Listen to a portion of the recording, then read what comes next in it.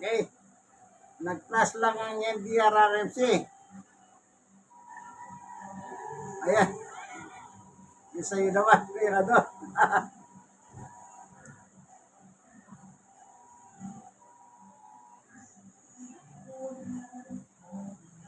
Alam niyo po, sa kalagayan natin ngayon, ha, ninyong mapapansin, nagtuloy-tuloy po ang iba't ibang klaseng kalamidad sa ating bansa. Diba? May mga malalakas na bagyo, sunod-sunod, at mayroong mga lindol. Sunod-sunod din yung mga lindol. Kaya tayong mga tao po, pinadadalan tayo ng warning ng NDRRMC. Ito po yung ayusya ng gobyerno. Lahat ng meron cellphone, nakakatanggap nito. Ano sinabi ng gobyerno? Makakaranas daw po tayo ng malakas na ulan. Rainfall.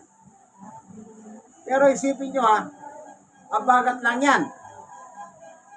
Abagat lang yan. Kasi yung bagyong Mamay na dumaan dito, lumabas na. At yung dolphin, wala na, malayo na yun. Hindi mapumasok sa par natin yun eh. Kaya yun nararanasan po natin ay parte ng abagat.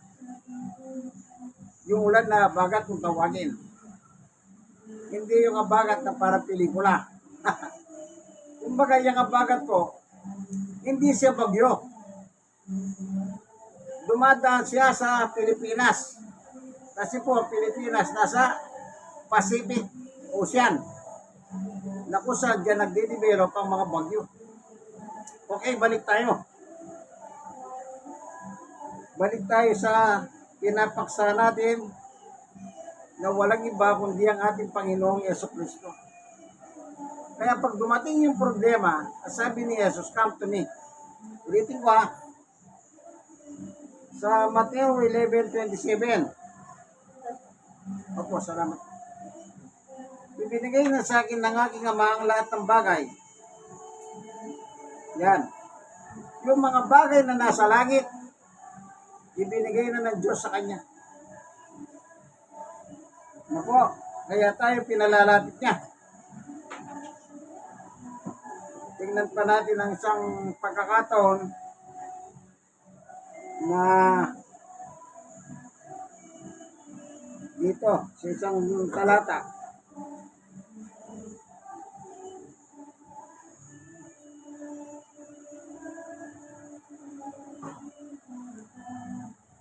Ganito po ang sabi ng kasulatan.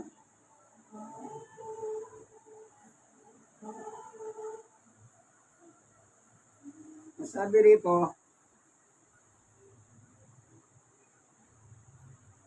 sa San Marcos 16:19, pagkatapos magsalita sa kanila, ang Panginoong Yesus siniakyat sa langit at lumuklok sa kanan ng Diyos. Umayo nga kayo, mga halagad. Umayo nga ang mga halagad. At nangaral sa lahat ng dako. Yan. Nangaral sila sa panahon nila, sa lahat ng dako. Tinulungan sila ng Panginoon sa gawain ito. Pinatutuhanan niya ang salita kanilang pinangangaral sa pamamagitan ng kapangyarihan gumawa ng himala na ipinagkaloob niya sa kanila. Yan. Sa panahon ng mga apostol, tinutulungan sila ni Jesus sa kanilang pangangaral. Gumagawa sila ng mga himalang bagay. Kasi nga po, kung walang tulong ang Panginoon, wala din po tayong magagawa. Kung walang tulong ang Panginoon, wala rin magagawa ang tao. Kaya sa panahon nila, nangaral sila, ipinapatotoo nila si Jesus. Bukod doon, na ipinapatutuo nila si Yesus sa mga tao, gumagawa sila ng himala na kasama si Yesus. Tingnan niyo po yung isang pagkakataon. Tingnan po yung chapter 3 ng Gawa. Ano nakalagay dito?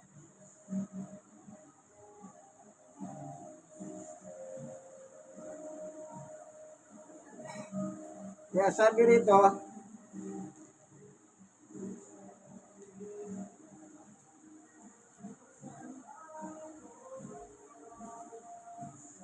ito, sa ikatlo ng 1, ay ng Gawa, chapter 3. Itong taong ito, merong ganitong, tingnan nga natin ano,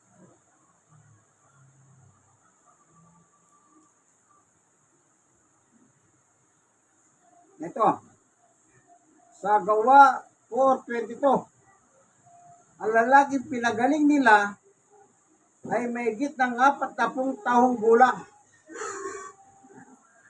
Yung ginawan ng tulong ng Panginoong Yesus sa pamamagitan ng kanyang mga apostol, sa kanilang pangangaral, sa panahon ng Pentecostes, merong isang taong pinagaling. Ilang taon na daw po siya nang gumaling siya? More than 40 years old. Isipin niyo po ito Nang dumating ang panahon, nakapanginig siya pangangaral ng mga alagad ni Jesus. Ang edad niya mahigit ng 40. At nang makapanginig siya ng pangangaral tungkol kay Jesus, sumampalataya siya kay Jesus. Sa edad niyang mahigit 40, pinagaling siya ni Jesus. Yan. Kaya ang Jesus ng Biblia, kaya pinangangaral po, kasi po bilang tao, kahit na magaling ka pang doktor, espesyalista ka, hindi garanti na lahat ng pasyente mo kaya mong pagalingin. May mga doktor nga mismo, doktor na, hindi niya kayang pagalingin ang kanyang sarili. Kasi tao tayo. Pero yung ginawang pag-iimala ni Jesus dito, sa edad na mahigit 40, doon siya nakaranas ng himala ng Panginoon. Kailan nagkasakit ito? Ang tanong, kailan siya nagkasakit? Ito po sa chapter 3, basahin ko Minsan, ikatlo ng hapon, alas 3 ng hapon, oras ng panalangin, nagpunta sina Pedro at Juan sa templo. 2. Sa malapit sa tinatawag na pintuang maganda, may isang lalaking ipinanganak na lumpo. Since birth, lumpo na siya. Dinadala doon sa harap ng templo. Anong ginagawa niya sa harap ng templo?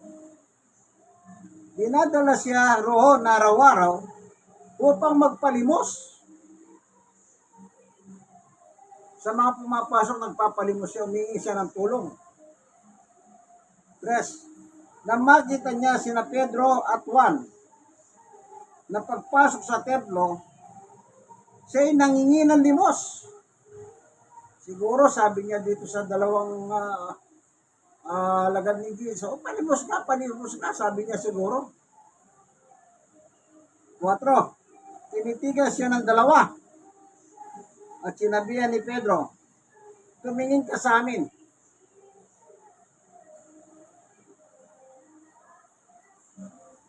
Ngunit sinabi ni Pedro sa verse 6, wala akong pilak o ginto, subalit may iba akong ibibigay sa iyo. Sa pangalan ni Jesucristo na taga Nazaret, lumakad ka. Walang pera.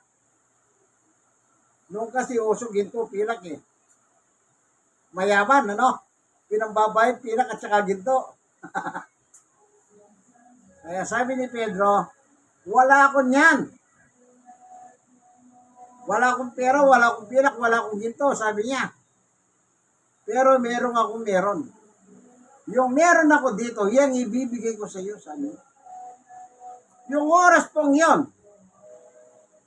yung oras na yon, pinangaralan nila yung lumpo. Pinangaralan po nila Pedro. Then, 7. Inawakan niya sa kanyang kamay, kanang kamay, ang lumpo at itinindig. Pagdakay lumakas ang mga paa at buong-buo ng lalaki. After niyang ipangaral si Jesus sa kanya, after na ipangaral niya si Jesus sa kanya, isipin niyo po, kaya kung yung salita ng Diyos, wala pinipili lugar eh. Maging sa templo, sa pintuan na, yung mismo nagpapalimos. Pinangaral nila si Jesus sa kanya. Sino si Jesus? Siya po ang nagpapagaling ng mga sakit. 9. Nakita ng lahat. Nakita ng lahat. Siyempre, templo, oras ng panalangin, maraming tao yan. Nakita ng lahat ng siya lumalakad. Nagpupuri sa Diyos. Siguro sabi niya, praise the Lord, sabi niya siguro. Then, nang gilala sila, nang makita nilang siya ang pulubing dati nakaupo sa may pintuang maganda ng templo. Nakilala pala ng mga tao, itong nagpupuri sa Diyos na papasok sa templo. Next, ano sumunod nangyari? Nangyari ito, sabi niya rito, portiko ni Solomon. Yan. Doon pala nangyari yon. Samantalang nakahawak siya kina Pedro at Juan sa may portiko ni Solomon, patakbong lumapit sa kanila ang mga taong takang-taka sa nangyari. Sipin nyo, since birth, lumpo na siya. At the age of more than 40 years old, doon niya po naranasan ang kapangyarihan ni Jesus. Pero pagkakita ni Pedro sa mga tao, kanya sinabi, mga Israelita, bakit kayo nang gilala sa nangyari ito? Bakit ninyo kami tinitignan ng ganyan? Akala ba ninyo'y napalakad namin siya sa pamamagitan ng sarili naming kapangyarihan? O kaya dahil sa aming kabanalan? Yan. Kaya yan, nagpaliwanag si Pedro. Kasi nakatingin ang tao sa kanya eh. Kay Pedro. Sa verse 13. Ang Diyos kina Abraham, Isaac at Jacob, ang Diyos ng ating mga ninuno na nagbigay ng pinakamatahas na karangalan sa kanyang lingkod na si Jesus. Ngunit siya'y ibinigay ninyo sa may kapangyarihan at itinakwil sa harapan ni Pilato na gayon din ipinasya na ninyong palayain siya. Yan. Si Jesus ang tinutukoy ni Pedro. Yung pananampalataya niya kay Pedro, yan po ang nagpagaling sa kanya. Yung pananampalataya niya. Nakalagay yun dito basahin natin. Ito, sa 16. Ang kapangyarihan ng pangalan ni Jesus ang nagpagaling sa lalaking ito. Nangyari ito dahil sa kanyang pananalig sa kanyang pangalan. Pangalan ni Jesus. Sa pananalig kay Jesus, ang lubos ang nagpagaling sa kanya tulad ng inyong nakita. Kaya po ipinangangaral ng Jesus ng Biblia. Siya po ang gumagawa ng kapangyarihan. Maraming ginawa ang mga apostol sa panahon nila. Pero hindi nila ginawa yun dahil kung anong meron mas sila. Kaya po sila nakagawa ng mga himala dahil po sa tulong ng ating Panginoong Yesus na anak ng Diyos na buhay. Kaya sa panahon po natin, ipinangangaral po siya. Huwag niyo sabihin ay bumabagyo na. Ba't ka pa nangangaral? Hindi po. Pulubihin doon na kung sakali man. O anumang kalamidad. Naalala ko ng pandemic po, kalamidad ng pandemic. nangangaral ako. Eh bakit? Eh kailangan po natin ng totoong magpapagaling sa tao. Ang totoong nagpapagaling, walang iba po kundi ang ating Panginoong Yesus. Kaya sabi ni Yesus, "Come to me, all of you." Kasi binigay na po sa kanya ng Diyos ang kapangyarihan sa langit at lupa. Siya na po ang representative ng Diyos dito sa mundo natin. Siya po pinadala para lunasin po ang problema ng tao. Unang-una, tayong mga tao po, makasalanan tayo. Tayong mga tao nakakaranas ng iba't ibang pagsubok sa buhay. Tayong mga tao nakakaranas ng malalaking problema. Alam niyo po ba yung problema? Mayaman, mahirap, may problema yan. Kung minsan nga po yung mayayaman, pag hindi nila kayang problema, anong ginagawa nila? Nagpapakamatay. O kaya naman, ang kanilang problema, tinatakasan sa pamamagitan ng pagdodroga. Oh. Naalala niyo po yung sikat na mga hawit na negra sa Amerika? Ang pangalan yata niya, Whitney Houston. Sumikat yan. Nagkamal siya ng pera. Naging celebrity pa yan, artista. Gumagawa ng pelikula. Pero nung malahos po siya, anong kinapitan niya? Imbis na ang Panginoong Yesus ang kapitan niya, ang kinapitan niya ang mga droga. Drugs. Hanggang bumagsak ang kanyang buhay. Hanggang sa mamatay siya. Ganyan din po sa atin sa Pilipinas. May mga mayayaman, kumakapit sila sa droga. Ayan, maraming nagpapatotoo sa mga artista. Oh. Si Ricky Diorsi, kilala ninyo yan. Di ba artista yun, na-discover ni Joey? Nalulong sa droga. Oh. Si Dolphy Jr. na ngayon pastor na. Na-involve sa droga, sa krimen. Oh. Nang dumating sa buhay nila, si Ricky at saka si Dolphy Jr., ang Panginoong Yesus. Tinanggap nila si Jesus. Kasi nakita nila, wala na silang magagawa. Oh. Doon po na bago ang buhay nila. Bagamat si Richie, wala na po, pumanaw na yon. Pero ibig ko pa sabihin, bago siya pumanaw, tinanggap niya si Jesus sa kanyang buhay. At si Dolphy Jr. naman, yung anak ni Dolphy, yan nga, pastor naman na siya ngayon. Yan po ang bunga ng pangangaral. Na pag pinangaral mo si Jesus, maraming gagawin si Jesus. Kagaya ng ipinanganak na lumpo sa edad na may 40 anyos. Doon niya po natanggap ang kagalingan na ipinagkakaloob ni Jesus o yung kagalingan ipinangako ni Jesus, yung "Come to me, all of you." Kayong mga may problema sa buhay. Alam niyo po, bilang mga tao, wala po tayong magagawa kundi isuko ang ating buhay kay Jesus. Lalo na sa panahon natin ngayon. Hindi po natin matatsak panahon natin. Mamaya umulan, mamaya hindi. Lindol dito, lindol doon. Oh, isipin niyo po yan. Pero kung meron kang Yesus sa buhay, kaya yung mga apostol po, sino pinangangaral nila? Panguli, tingnan natin sa chapter 5, verse 42. Sino pinangangaral nila? Yung sarili ba nila? O simbahan nila? Hindi.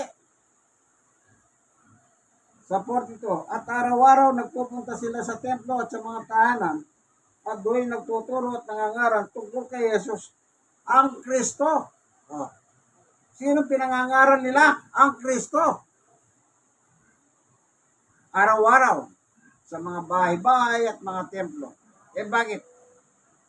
Tayo mga tao, kailangan natin ang Yesus ng Biblia. Yung Yesus ng Biblia po siya kailangan natin, ating tagapagligtas. At dakilang manunubos. Salamat Panginoon Diyos, sapagkat nakita mo po ang kalagayan namin sa ibabaw ng lupa. Wala po kami magagawa, Panginoon. Subalit ibinigay mo ang iyong bugtong na anak na si Jesus dahil sa iyong pagmamahal sa amin, namatay siya dahil po sa aming mga kasalanan. Salamat po, nagpadala ka ng magliligtas sa amin sa tiyak na kapamakan. Maraming salamat po sa ngalan ni Jesus. Amen. Ako ang inyong kaibigan kay Jesus, Brother Manny Bautista, siya naman po si Kuya Nador. Dito tayo sa Barangay 94 kung saan dati siya namuno rito bilang Barangay Kagawad at Barangay Chairman. Ano po, senior citizen na rin po siya. 71 na pero biyaya ng Diyos, malakas pa. Yan. Sige po, hanggang dito na lamang ang ating munting video. Kayong mga nanonood. Sana meron po kayong natutunan sa Biblia. Hindi po natin sariling kwento yun. Hinango po natin sa Biblia ang aral. Maraming salamat po sa ngalan ni Jesus. Amen. Okay. Ayan.